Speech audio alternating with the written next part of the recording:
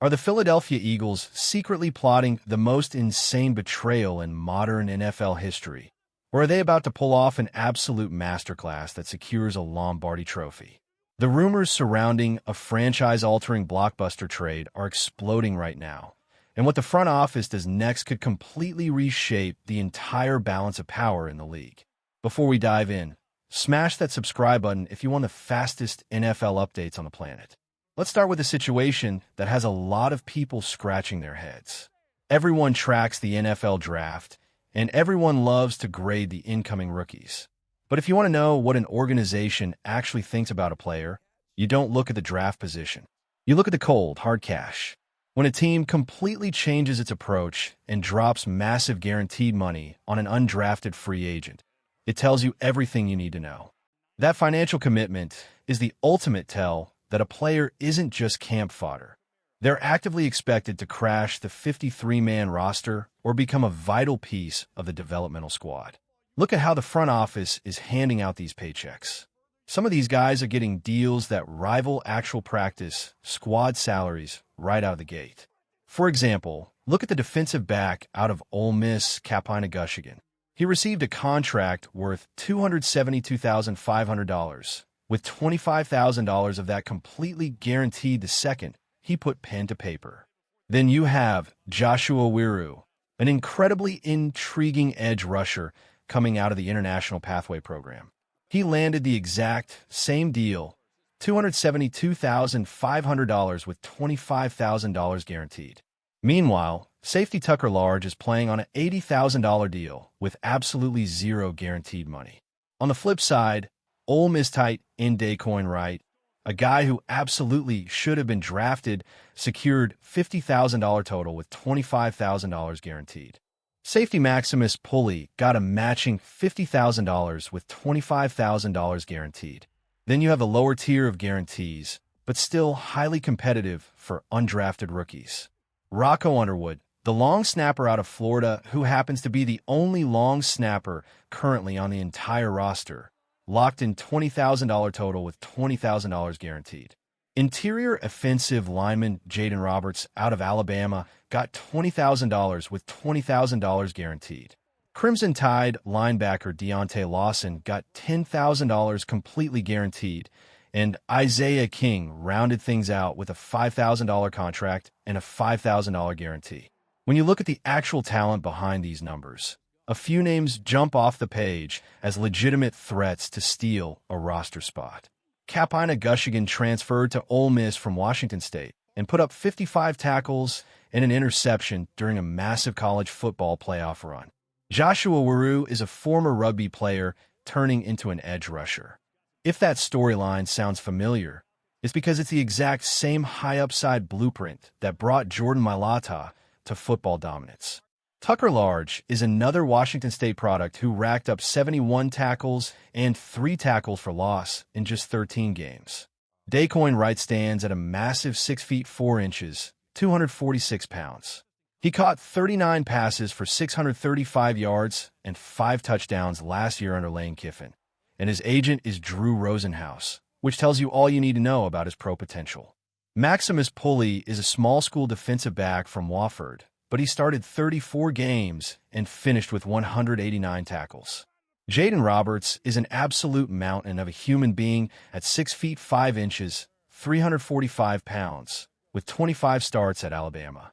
But the guy with the most hype is undoubtedly Deontay Lawson. He had some durability issues in the SEC, but he is an elite athlete who destroys the run game. He could easily start as a special teams demon and develop into a starting linebacker. The money proves the front office sees the vision. But as fascinating as the rookie class is, it completely pales in comparison to the massive trade storm that is brewing right now. Are the Jacksonville Jaguars actually emerging as a lethal threat to hijack superstar wide receiver A.J. Brown? Everyone has been obsessing over the New England Patriots trying to trade for A.J. Brown, but Jacksonville is the wild card that could throw a massive wrench into those plans. James Gladstone, the Jaguars' 35-year-old general manager, is only in his second year, but he operates like an absolute maniac. He's already shown he's not afraid to reach in the draft or make massive gambles, like trading away future first-round picks to move up for Travis Hunter. Remember, Gladstone learned the ropes under Sean McVay and Les Snead with the Los Angeles Rams. That organization practically invented the modern forget-those-draft picks philosophy. They will happily trade future assets for an established superstar if it means winning a championship right now. Gladstone has brought that exact same aggressive DNA to Jacksonville. Ironically, it was Howie Roseman who originally started this trend years ago when he became a young GM in Philadelphia, mastering salary cap gymnastics and aggressive trades. Now, Jacksonville is looking to play that exact same game. They desperately need a true number one wide receiver. They don't have an abundance of cap space, but any smart front office can manufacture room when a top 10 player at the position becomes available. Coming off a highly competitive year in the AFC under offensive coordinator Liam Cohen, Jacksonville wants to maximize their championship window immediately. Landing a 28-year-old powerhouse like A.J. Brown does exactly that. Plus, trading him to the AFC South completely solves a massive problem for Philadelphia. It keeps him away from New England, an organization that has been borderline tampering for years. NFL insiders have already noted that nobody should underestimate Jacksonville's front office, and nobody should underestimate Roseman's willingness to find the absolute highest bidder.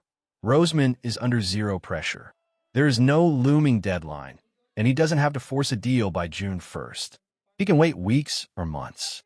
By calling every single team in the league, he forces a massive bidding war that completely prices out the Patriots.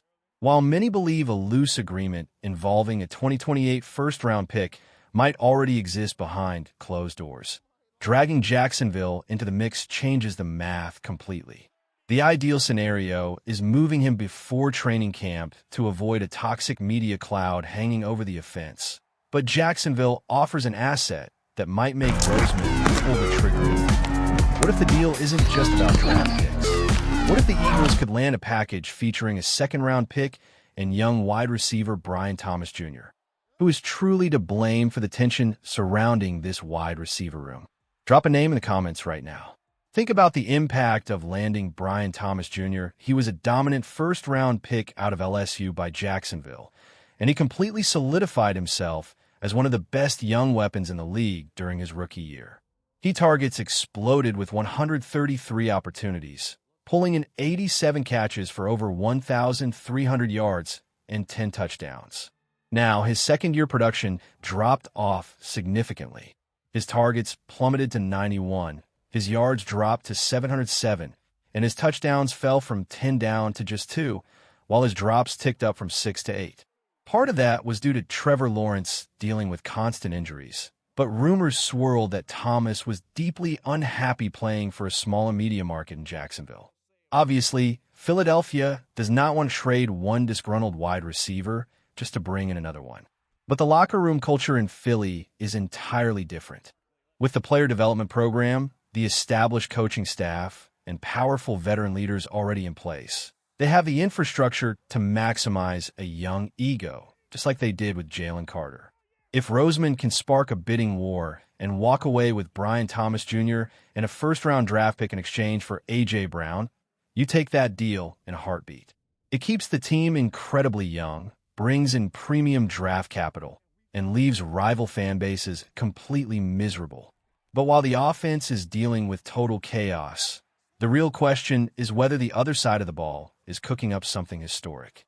Back in 2024, Vic Fangio took over this defense and turned them into a total juggernaut that got stronger every single week, culminating in a legendary defensive performance that completely embarrassed Patrick Mahomes in the Super Bowl, sacking him 6 times without blitzing a single time. By 2025, they were a locked-in top 5 defensive unit. But entering his third year as the mastermind of this defense, is this 2026 group actually set up to be the greatest defense Fangio has ever coached? Let's look at the trenches. Up front, the interior features Jordan Davis and Jalen Carter. In 2024, they had Milton Williams, but now they feature Moro Ojomo, who has arguably developed into a much better, more disruptive force than Williams ever was. On the edge, they traded out Josh Sweat for Jonathan Grenade. Tape grinders will debate this all day, but a strong argument can be made that Grenade is the superior, more consistent player, even grading out better than guys like Jalen Phillips. Add in Jix Hunt, who is one of the best-kept secrets in the entire league, alongside Nolan Smith, and the pass rush depth is terrifying. Even if there are minor questions about the development of former second-round pick Arnold Ebiketie, you will not find a better defensive tackle trio in professional football than Morrow, Jordan Davis, and Jalen Carter. This defensive line is vastly superior to the 2025 unit and holds a massive edge over 2024. At the second level, things get even more interesting. Nakobe Dean, who became an absolute fan favorite after battling back from a torn patellar tendon, is out. In his place steps Jahad Campbell. While Dean was incredibly loved, remember that the team found success without him. From a pure, raw athleticism standpoint, Campbell is a different beast. There's a reason he was a locked-in first-round talent, while Dean slid down draft boards due to medical and size concerns. Dean might have the veteran edge right now, but Campbell's ultimate ceiling is astronomical. Then you look at Zach Bond. In 2024, he was a first-team All-Pro alongside Fred Warner and a legitimate Defensive Player of the Year candidate. Running a starting linebacker duo of Zach Bond and Jahad Campbell is statistically and physically superior to the old linebackers who carried this team to a Super Bowl. Plus, having Jeremiah Trotter Jr. waiting in the wings as an elite backup gives this group incredible insurance. The cornerback room has undergone an absolute evolution. Darius Slay was a legend, but he hit the wall and retired. Last year, rookies Quinyon Mitchell and Cooper DeJean stepped into the fire, earned All-Pro honors, and shut down elite offenses on a weekly basis. Now entering year 3, their potential is limitless. They also brought in Rick Woolen, which is a massive, undeniable upgrade over Adoree Jackson. When Woolen is locked in and focused, he is easily a top 5 corner in the NFL. This secondary simply did not have that level of length and speed in 2024. The only clear regression is at the safety position. The days of Reed Blankenship pairing with C.J. Gardner-Johnson or Andrew McCuba are gone. Right now, the starting spots belong to Marcus Epps, and Andrew McCuba is simply not as talented or deep as the safety tandems of the last 2 seasons. However, knowing Roseman, he is almost certainly hunting for a veteran safety trade as the deadline approaches. The pieces are on the board, the roster is loaded with elite young talent, and the front office is ready to play chess while the rest of the league plays checkers. But wait until you hear what the coaching staff is planning to do with the offense if this trade actually goes down.